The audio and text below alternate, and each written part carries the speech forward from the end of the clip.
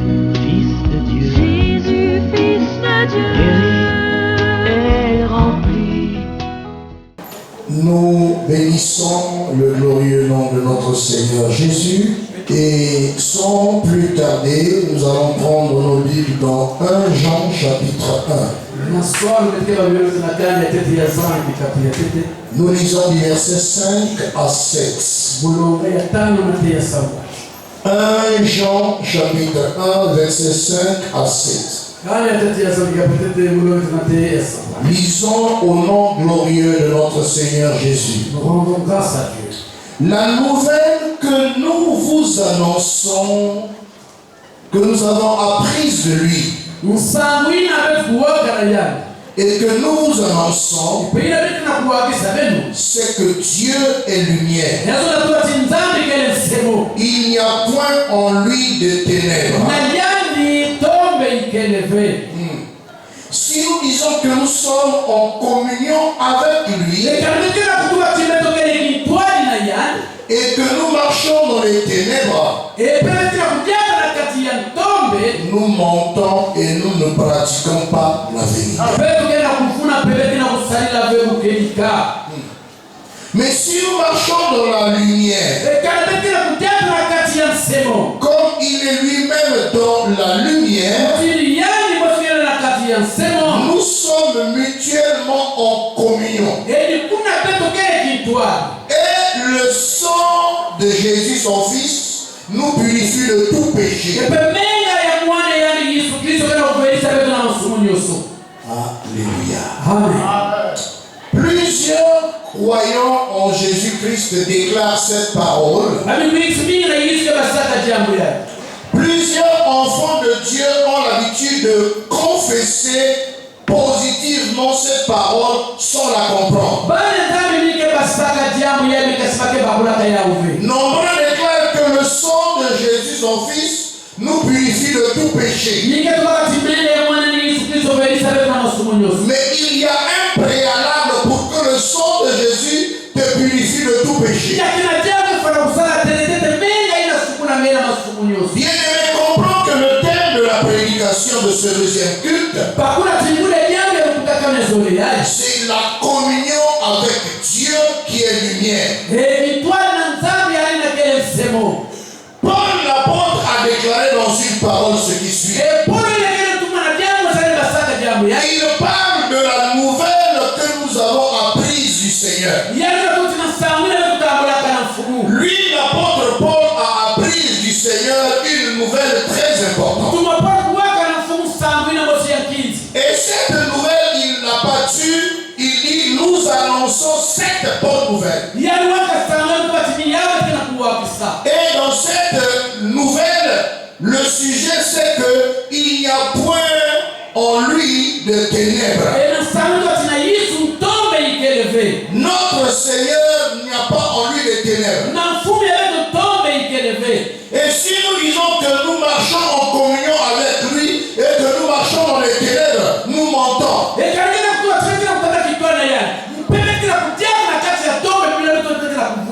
nous ne pratiquons pas la vérité. Bien-aimé, il y a beaucoup de vérités bibliques que les gens déclarent à tort et à travers. Il y a beaucoup de vérités écrites dans les Écritures saintes que les enfants de Dieu confessent. Ils parlent de proclamer, mais ils n'en comprennent pas le sens.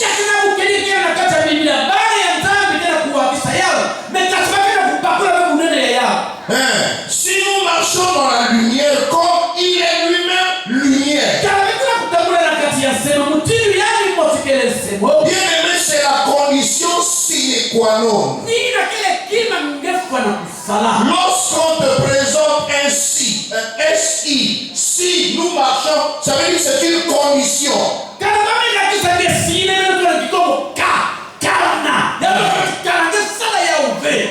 enfant de Dieu qui marche dans le péché, dans les ténèbres. Un enfant de Dieu qui marche, qui mène la mauvaise vie, il est dans les ténèbres. Et un enfant de Dieu qui ne vit pas en communion avec Dieu, qui est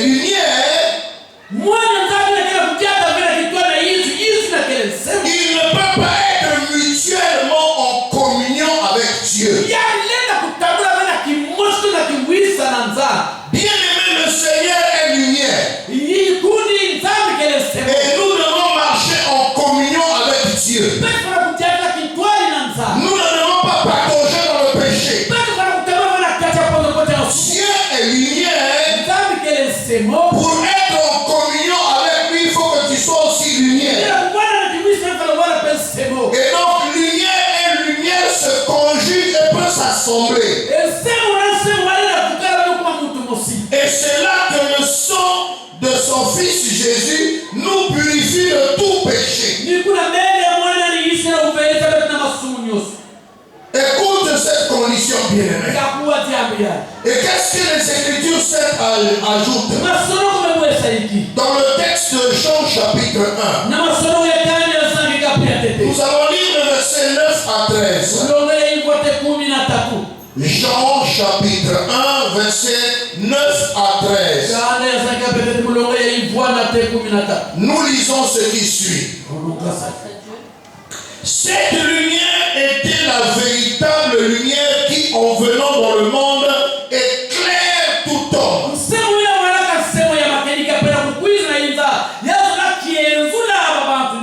Elle était dans le monde et le monde a été fait par elle. Et le monde ne l'a point connue. Elle est venue chez les siens et les siens ne l'ont point reçue. Mais à tous ceux qui l'ont reçu,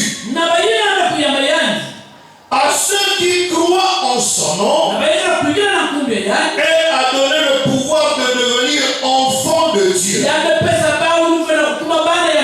lesquels sont nés non du sang, ni de la volonté de la chair, ni de la volonté de l'homme, mais de Dieu. La lumière étant venue dans le monde, le but c'est d'éclairer tout homme. Et vous savez, quelque part, lorsqu'il y a les ténèbres, quelqu'un ne peut pas bien voir ni bien marcher. Et notre monde dans lequel nous vivons, bien aimés, règne dans les ténèbres. Notre monde actuel règne dans les ténèbres. Mais la lumière vient pour éclairer tout homme, pas tout le monde. Pour que la lumière t'éclaire afin que tu marches correctement. Que ta marche soit droite et non pas penchée. Il faut avoir reçu la lumière. Il nous faut croire à cette lumière. En croyant et en recevant cette lumière, bien que vivons dans un monde qui est dans les ténèbres, bien aimé, tu recevras la lumière et tu deviendras toi-même lumière. Tu vas marcher dans la lumière. Et comme Dieu est lumière, il va t'exister une communion entre Dieu qui est lumière et toi qui deviens lumière.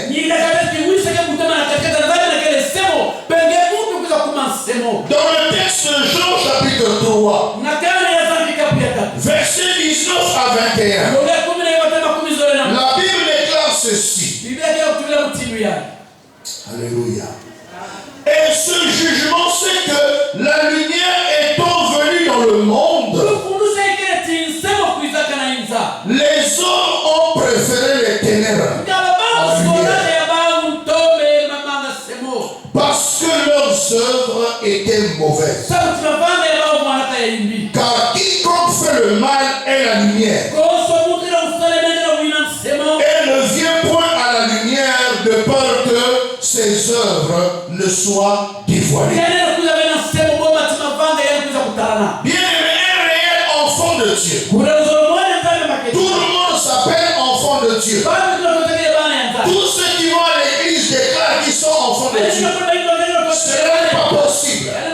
N'est enfant de Dieu que celui qui croit et qui reçoit la lumière. Et comment ça se démontre? Il est épargné du jugement qui va venir en ce monde. Et ce jugement est basé sur un premier principe. C'est que la lumière en venant dans le monde éclaire tout homme. Et la Bible déclare ceci. Que celui qui a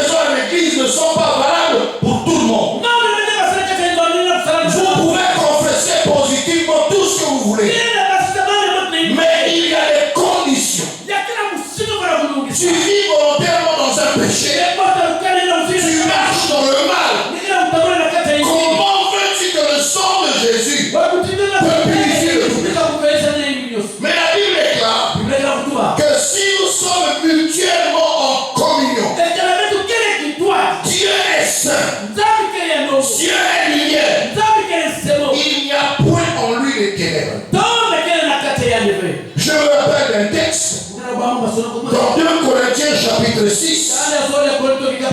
Je me permets de le lire. Dans le texte de 2 Corinthiens chapitre 6, à partir du verset 14, la Bible déclare ceci. Ne vous mettez pas avec les infidèles sous un joug étranger. Est-ce que tu entends ce que le Seigneur dit? Toi qui es enfant de Dieu, ne te mets pas avec les infidèles sous un joug étranger. Nous allons avancer. Qu'est-ce que ça veut dire? Un enfant de Dieu ne peut pas rester en communion avec les infidèles. Un enfant de Dieu ne peut pas cohabiter avec les infidèles. Un enfant de Dieu ne peut pas entretenir des relations avec les infidèles. Femme, homme. Et en plus de cela, au lieu d'amener à l'église, ce qui serait un but noble, c'est-à-dire tu prends la personne, tu l'amènes à l'église. Mais regardez ce que disent les églises. Ne vous mettez pas avec les infidèles sous un joug étranger. C'est-à-dire au lieu d'amener l'infidèle à l'église, à la lumière, mais tu vas te placer sous un joug étranger. Un joug, c'est une charge étrangère.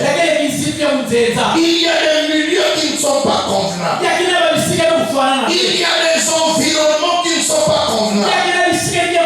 Comment toi qui te dis enfant de Dieu, tu fréquentes les boîtes de nuit?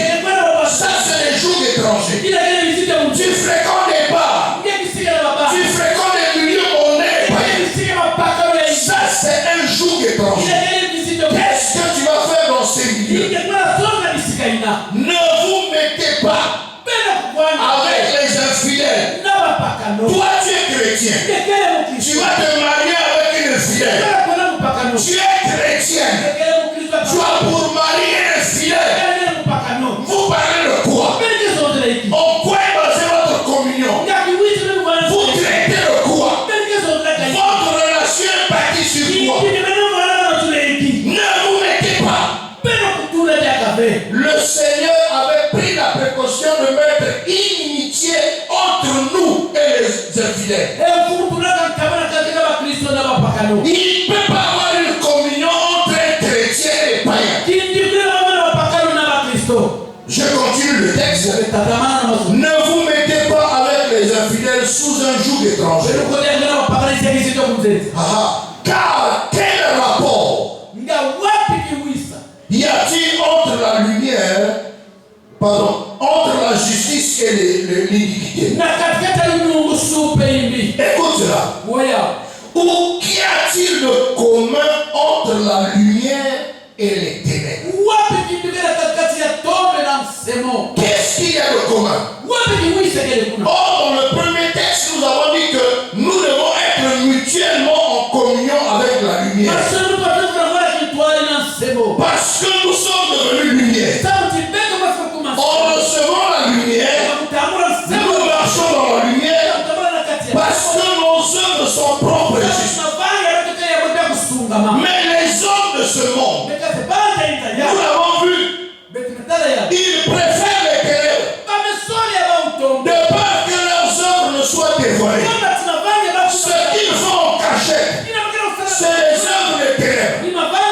Nous avons un comportement. Dans le livre d'Éphésiens chapitre 7, le Seigneur dit, je vais le lire, tu vas comprendre cela. Il faut que tu comprennes ce que le Seigneur veut te parler ce matin. Dans Éphésiens chapitre 5, le Seigneur dit clairement ceci. Au verset 11. Et ne prenez point part aux œuvres infructueuses des ténèbres, mais plutôt condamnez-les.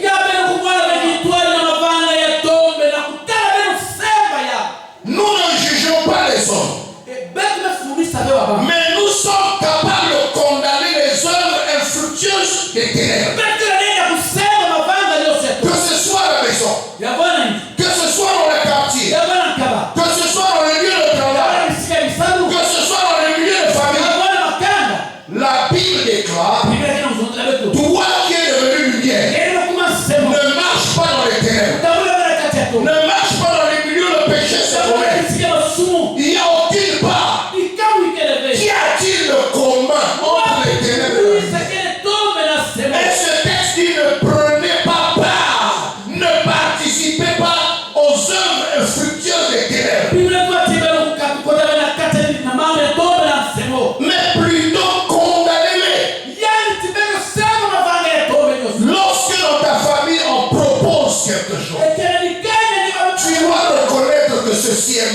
les œuvres de ténèbres.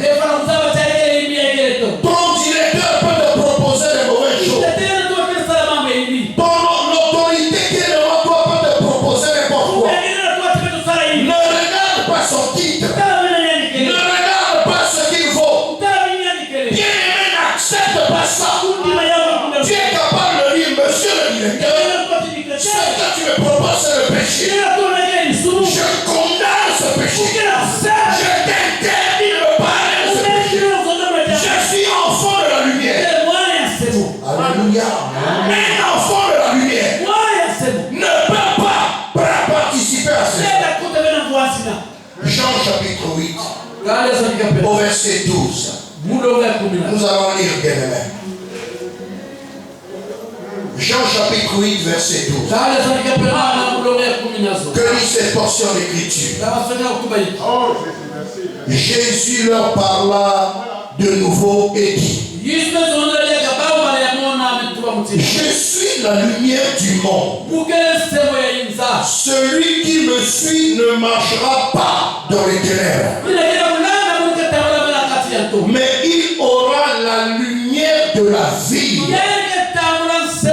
Depuis le péché au jardin d'Éden, par nos ancêtres Adam et Ève, tous les hommes sans exception marchent dans les ténèbres, à l'exception de ceux qui ont cru et qui ont reçu Jésus comme Seigneur. Et toi, si tu as cru en Jésus, si tu l'as reçu comme Seigneur et Sauveur, que peut-il avoir de commun avec les infidèles? Quel rapport y a-t-il? Qu'est-ce qu'il y a de commun entre les ténèbres et la lumière? Et la Bible dit: ne prenez pas part aux œuvres infructueuses des ténèbres, mais condamnez. Pourquoi bien-aimé, qu'est-ce que ça veut dire une communion? Il y a deux mots qu'il y a dans communion. Le premier, c'est commun, c'est-à-dire ensemble. Et le deuxième, c'est union. Communion. Commun et union.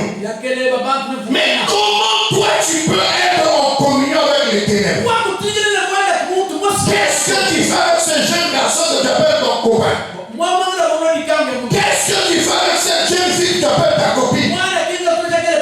Vous avez mis la charrue avant les bœufs. Bien aimé, les mauvaises compagnies corrompent les portes. Ne vous y trompez pas. Nous devons être prudents. Alléluia. Le Seigneur Jésus dit: je suis la lumière du monde.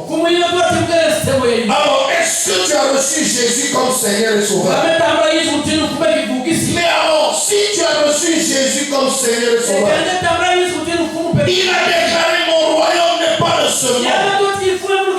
J'ai vaincu le monde. Et toi, si tu es chrétien, pourquoi veux-tu être en communion avec les ténèbres? Jean chapitre 12. Nous lisons le verset 35 et 36. Écoute cela. Jésus leur dit: la lumière est encore un peu de temps au milieu de vous. Marchez pendant que vous avez la lumière, afin que les ténèbres ne vous surprennent point. Celui qui marche dans les ténèbres ne sait où il va. Ce message est adressé à toi aujourd'hui. Tu connais qui sont tes copines. Tu connais qui sont tes copains. Tu connais qui sont tes camarades hommes et femmes. Tu connais qui sont tes amis hommes ou femmes. Mais comment tu peux te retrouver en communion avec ces gens-là? Qu'est-ce qu'il y a de commun entre la lumière et les ténèbres? N'oublie pas qu'en restant en communion avec les ténèbres, tu peux devenir ténèbres. Tu seras corrompu dans ta moralité. Tu vas te mettre à trouver normal ce que tu es interdit. Tu vas commencer à pratiquer les choses que tu es le permet pas. Et que toi, tu vas trouver que cela est normal.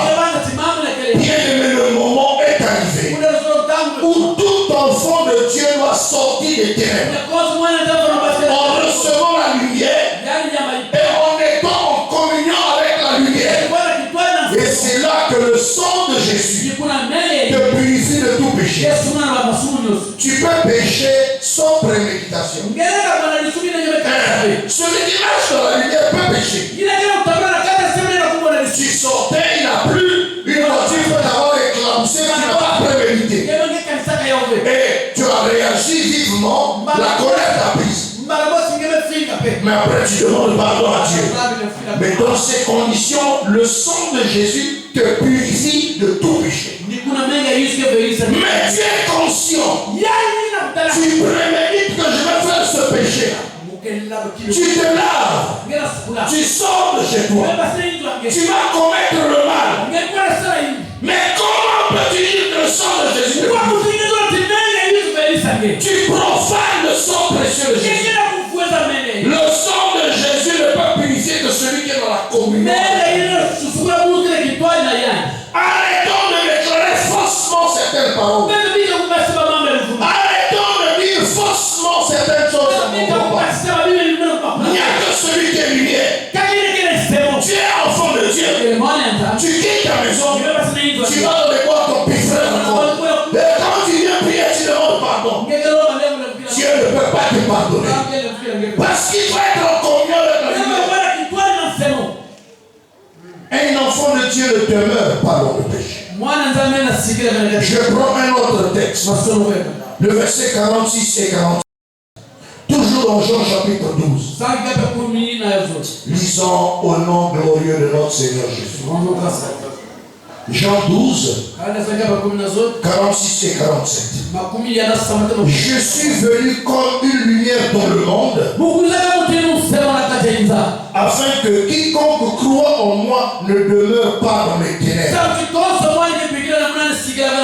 Si quelqu'un entend mes paroles et ne les garde point, ce n'est pas moi qui le juge, car je suis venu non pour juger le monde, mais pour sauver le monde. Bien aimé, le Seigneur manifeste un amour pour ta personne. Il dit qu'il est venu dans le monde, non pas pour juger, mais il vient pour sauver. Et alors, si quelqu'un entend les paroles du Seigneur et les garde, est-ce que toi tu gardes les paroles? Il faut être en communion avec le Seigneur et avec sa parole. Être en communion avec la parole de Dieu, c'est que lorsque la parole déclare une chose, toi tu dis oui et amen. Mais lorsque tu raisonnes en toi, tu introduis le modernisme, tu introduis certains paramètres de ce monde. Tu ne peux pas être en communion avec la parole. Être en communion avec la parole, c'est accepter la parole telle qu'elle est et la garder dans son cœur. C'est là que tu es en communion avec le Seigneur. 1 Pierre chapitre 2. Nous lisons ce texte bien aimé. Ce merveilleux texte. Qu'est-ce qu'il nous déclare? 1 Pierre chapitre 2 verset 9. Lisons au nom glorieux de notre Seigneur Jésus. Vous, au contraire, vous êtes une race élue, un saint sacerdoce, une nation sainte, un peuple acquis, afin que vous annonciez les vertus de celui qui vous appelait des ténèbres à son admirable lumière. Bien-aimé, s'il te plaît, par les compassions de Dieu, prends un engagement à partir de ce jour. Tu es une race élue. Tu es un saint sacerdoce. Ne te méprise pas. Ne ressemble pas à un chien qui repart vers ce qu'il a vomi. Tu n'es pas n'importe qui. Tu as reçu quelqu'un qui s'appelle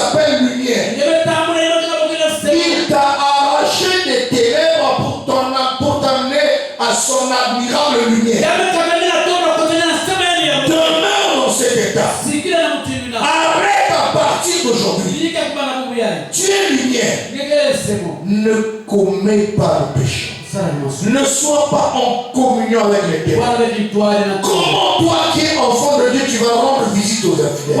Dites-moi, vous parlez de quoi? Des versets bibliques? Vous parlez de quelle référence biblique? Quel est votre sujet de conversation? Alléluia. Dans un texte de Matthieu chapitre 5, le Seigneur a déclaré cette parole pour toi. Le Seigneur a déclaré cette parole pour toi. Matthieu chapitre 5, versets 14 à 16. Le Seigneur a déclaré, vous êtes la lumière du monde. Une ville située sur une montagne ne peut être cachée. Et on n'allume pas une lampe pour la mettre sous le boisseau. Mais on la met sur le chandelier et elle éclaire tous ceux qui sont dans la maison.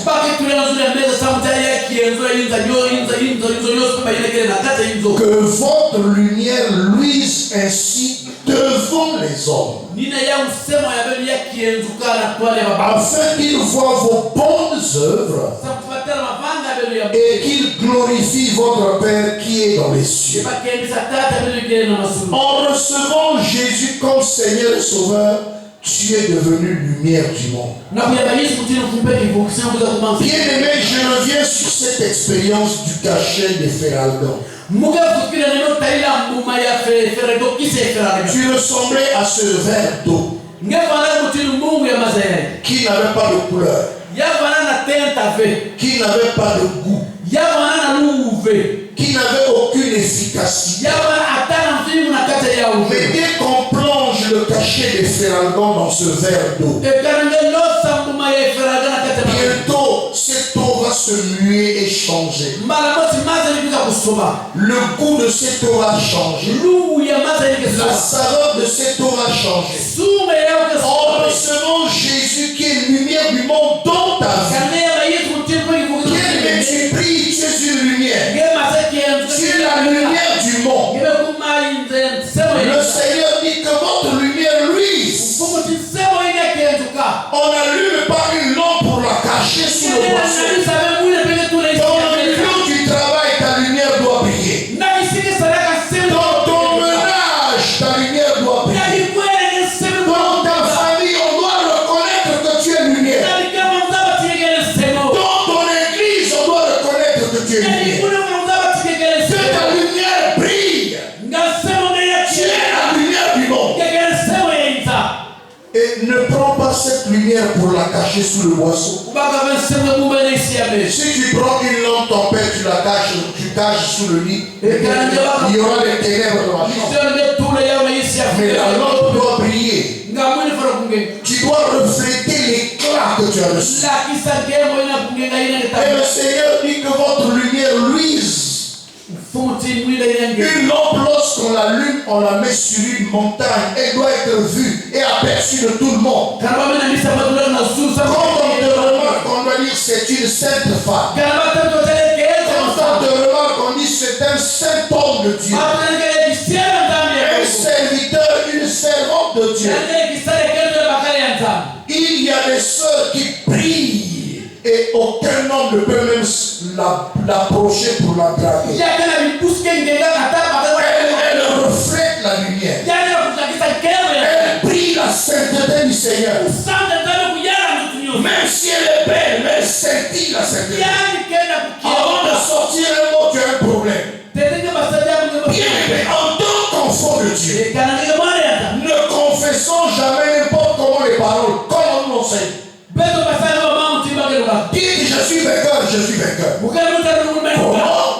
Même en partageant le péché, tu vas être vainqueur. Comment?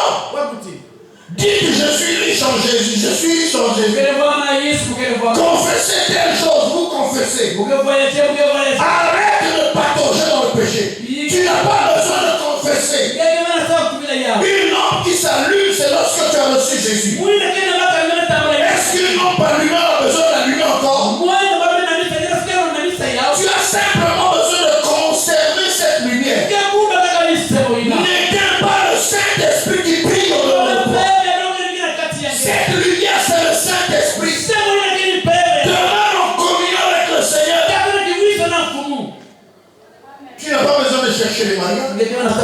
Tu n'as pas besoin de chercher du travail. Ingine sasa kusali salve. Ça, c'est pas un évangile pour moi. Ingine sana mbote kwa msamu. La Bible déclare, voici les miracles qui accompagneront ceux qui ont cru. Tu vas au toilette, ça t'accompagne, ça te suit.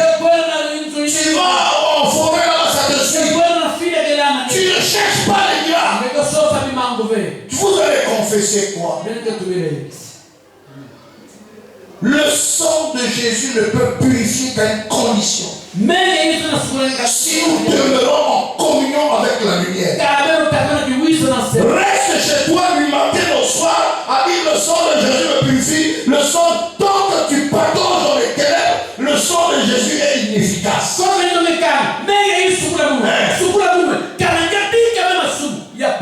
Quel sang de Jésus?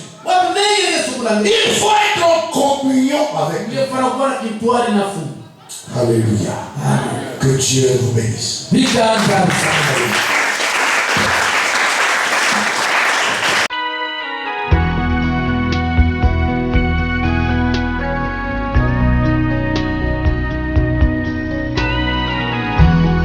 Douce et libre comme l'onde, Vos blessures et nos fardeaux. guéri, guéri, Jésus, Fils de Dieu, Jésus, Fils de Dieu. guéri,